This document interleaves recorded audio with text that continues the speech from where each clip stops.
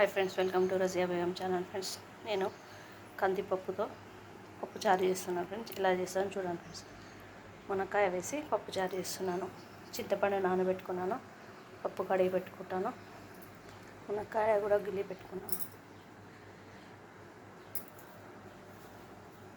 Like and share, subscribe friends. Razia Begum channel తప్పకుండా full videos చూడండి friends. ఆదరించండి, లైక్ చేయండి, చేయకుంటే ఓకేనా ఫ్రెండ్స్. 2 సార్లు కడిగి కొంచెం పసుపు, కొంచెం నూనె వేసి కుక్కర్ పెట్టుకుంటాను. 5 విజిల్ వచ్చే వరకు ఉడకనిస్తాను. పప్పు వేసుకున్నాను, నూనె పసుపు వేసుకున్నాను. 4 స్పూన్ల నూనె వేసాను. గిన్నె పెట్టుకొని జీలకర్ర ఆవాలు వేసుకున్నాను. ఉల్లిగడ్డ కొద్ది కడుక్కున్నాను. 4 రెబ్బలు ఎల్లిగడ్డ కూడా వేస్తున్నాను. అంటే దంచి వేసుకోవాలి, బాగుంటుంది అరోమా. ఎల్లిగడ్డ అరోమా దాల్చాలకు బాగుంటుంది మునక్కాయ పప్పు చారుకి. చూడండి, ఎల్లిగడ్డ కూడా వేసుకున్నాను. ఎల్లిగడ్డ కూడా వేయింది, ఎల్లిగడ్డ కూడా వేసుకున్నాను. మంచిగా వేగుతుంది, మంచిగా సువాసన ఉంటుంది, అరోమా బాగుంటుంది. వేగింది, ఎల్లిగడ్డ వేగింది, మంచిగా వేసుకోవాలి.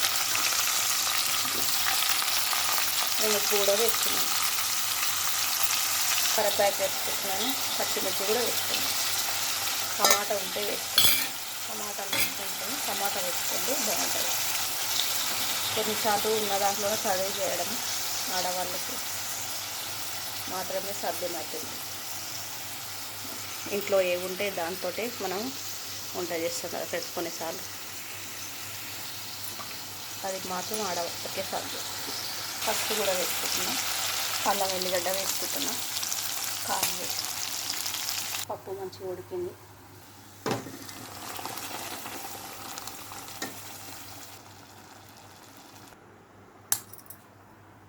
కరివేపాకు కూడా వేసుకో. అయిపోయింది ఫ్రెండ్స్. చింతపండు గుజ్జు వేసాను, కావాల్సినంత వాటర్ వేసుకున్నాను. మనకి ఎంత పుల్లగా కావాలో అంత చూసి వేసుకోండి వాటర్. కరివేపాకు వేసుకున్నాను, కొంచెం సేపు మసాలా ఇవ్వాలి. నూనె పైకి వచ్చినాక బంద్ చేసుకోవడం, అంతే ఫ్రెండ్స్. కరివేపాకు కూడా వేసుకున్నాను.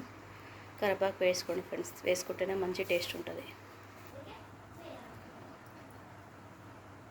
ధనియా పౌడర్ కొంచెం జీలకర్ర వేసుకోండి ఫ్రెండ్స్, బాగుంటుంది టేస్ట్.